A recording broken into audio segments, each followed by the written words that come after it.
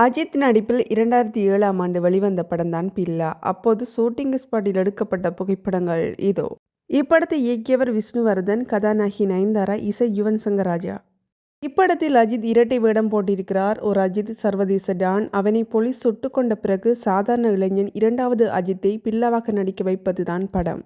இப்படம் 175 நாட்கள் ஓடியது. மொத்த வசூல் 60 கோடி.